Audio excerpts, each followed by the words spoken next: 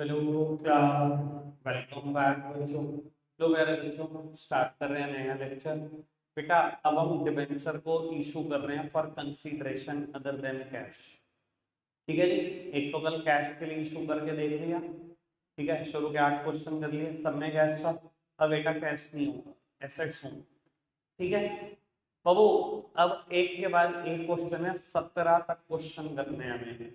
ठीक है जी, और आज ही करने हैं, अभी करने हैं। बेटा इलस्ट्रेशन नंबर 9 स्टार्ट करते हैं। एक आधी मैं करूंगा बस, बाकी तो सब तुम्हारे हवाले वतन साथियों। इतना सब करा दिया शेयर में, अब तो पीएचडी हो। कहता है a company purchase assets of the book value 9,90,000 from another company. It was agreed that the PC we paid by issuing 11% debenture of 100 each. Assume that the debenture have been issued at par at a premium of 10% at a discount of 10%. ठीक है बेटा, एक company से आपने assets खरीदी हुई है, business खरीदा है। मैं एंट्री करूंगा सन्ड्री एसेट्स अकाउंट डेबिट। तो वेंडर, कंपनी का नाम भी नहीं पता इसलिए वेंडर लिखूंगा। कितने में खरीदा है बेटा बिजनेस? 9,90,000 रुपए में खरीदा है।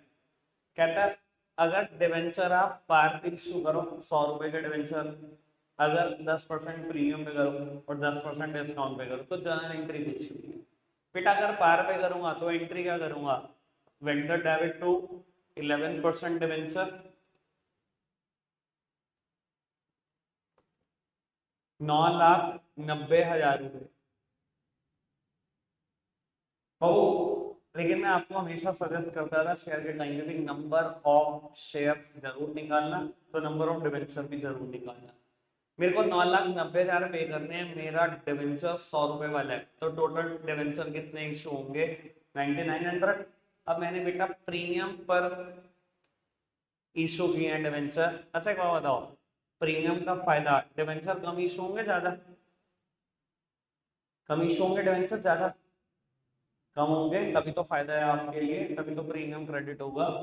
बाबू 11% डिवेंचर क्रेडिट किए तो सिक्योरिटी प्रीमियम।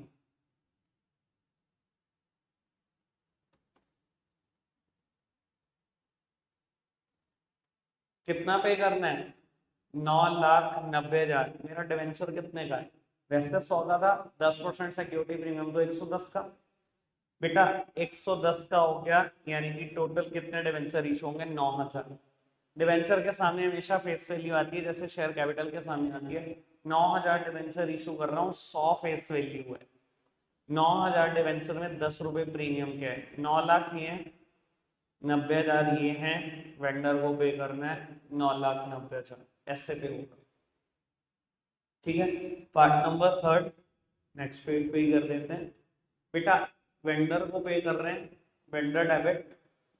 कहते हैं इस बार 10% डिस्काउंट पर इशू कर रहे हैं, डिस्काउंट नुकसान है, जर्नल एंट्री में डेबिट ही होगी, तो वो vendor debit discount on issue of debenture account debit to 11% debenture. हमेशा नंबर जरूर कैलकुलेट करना बाबू। अब बस एक बात बताओ, बिना करे 9900 से ज्यादा डिवेंचर आएंगे कम? एट पार पे थे तो 9900 डिवेंचर इशू हो रहे थे, कम आएंगे ज्यादा? नुकसान होगा, डिस्काउंट है, हमेशा ज्यादा आएंगे। ठीक है ना जी। डिवेंचर कितने वाला है मेरा? 100 वाला है, 10% डिस्काउंट दूंगा, मतलब 90 रुपए का मेरा डिवेंचर, यानी कि टोटल कितने डिवेंचर इशू होंगे? 11,000। फेस वैल्यू आएगी डिवेंचर के समय 11,000 डिवेंचर, 100 रुपए फेस वैल्यू है, 11 लाख रुपए। बाबू 11,000 डिवेंचर, 10 रुपए की डिस्काउंट है, 1,10,000 रुपए। वेंडर को कितने देने हैं? 9,90,000। ठीक है, एक बात बेटा पूरे चैप्टर के लिए सुन लो, मैं कहूँ या ना कहूँ, कई बार मैं भूल भी जाऊंगा। डिस्काउंट को हमेशा राइट ऑफ करना है, हमेशा बुक से खत्म करना है, यानी कि इसके बाद एक एंट्री डलेगी SPL account debit to discount on issue of debenture account. ठीक है, हमेशा डलेगी। क्लियर है बात? ठीक है, बाकी आप करना शुरू करो यार, जो जो प्रॉब्लम आएगी देख लेंगे। मुझे लगता तो नहीं है कुछ आएगी प्रॉब्लम। आज मैं बता देता हूँ, यही करके जाने हैं सारे क्वेश्चन, कोई होमवर्क नहीं है। स्टार्ट हो जाओ, 17 तक करते हैं। ठीक है जी, ये रहा क्वेश्चन, मैं स्क्रीन से हटा दूंगा 3 मिनट के बाद, बराबर से।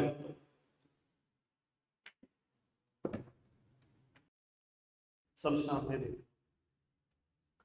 बेटा। इलस्ट्रेशन नंबर 14 पढ़ते हैं। कहता है D limited purchase machinery for 20 lakhs from E Limited on 1st of April 22. 25% was paid by accepting a draft payable after 3 months and the balance was paid by issuing rupees 16,000 8% debenture in D Limited. अच्छा जी, pass the necessary journal entry recording the transaction in the books of D Limited. देखो बाबू, अगर आप ढंग से question पढ़ो ना तो कहानी क्या है पढ़ते ही क्लियर हो जाती है। देखो 20 लाख रुपए की आप मशीनरी खरीद रहे हो किसी ई लिमिटेड से, कहते 25% का आपने ड्राफ्ट एक्सेप्ट कर दिया। इसका 25% मतलब 5 लाख। 5 लाख का तो ड्राफ्ट एक्सेप्ट कर दिया जिसको 3 महीने के बाद पे करना है, कुछ और नहीं, बिल्स पेबल है, 3 महीने के बाद पे करना है, कर देंगे 3 महीने बाद पे। कहता है बैलेंस में ना आपने 16 लाख के डिबेंचर दे दिए। भैया मुझे तो दिखाई दे रहा है कि बैलेंस 15 लाख है, आपने 16 लाख रुपए के डिबेंचर दिए हैं। ऑब्वियसली अगर आप थोड़े से समझदार हो, यानी कि 16 लाख के डिबेंचर 15 लाख में दिए हैं, मतलब 1 लाख के डिस्काउंट है। अगर आपने इतनी बात समझ ली ना पढ़ते पढ़ते तो खत्म हो गया क्वेश्चन, कुछ है नहीं इसमें नया। ठीक है, अब आपको एक तो आप एंट्री करो, मशीनरी खरीदनी थी, आपने क्या करा, मशीनरी खरीदी 20 लाख की ई लिमिटेड से। कोई दिक्कत कोई परेशानी तो नहीं, 20 लाख। मैं कंबाइंड एंट्री करूंगा, मैं अलग अलग नहीं करूंगा, एक ही एंट्री करूंगा, एक ही एंट्री में निपटाएंगे। ई लिमिटेड डेबिट, क्या करा आपने, एक तो बिल्स पेबल एक्सेप्ट कर लिया 5 लाख रुपए। बाबू 20 लाख रुपए देने हैं, 5 लाख उसमें से तो बिल्स पेबल से दे रहे हो तो 3 महीने बाद दोगे।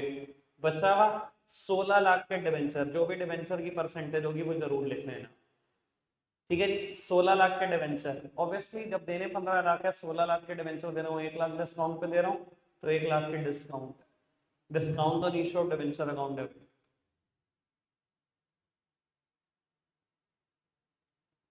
बस ये था।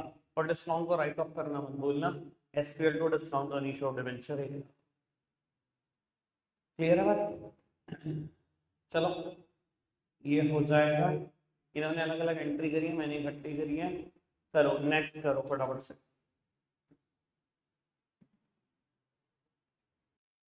क्वेश्चन 17 तक घर से कर लेना, कल प्रॉब्लम लेंगे और नया कंसेप्ट शुरू करेंगे। कल रखते हैं आज के लिए इतना ही है मेरे बच्चे।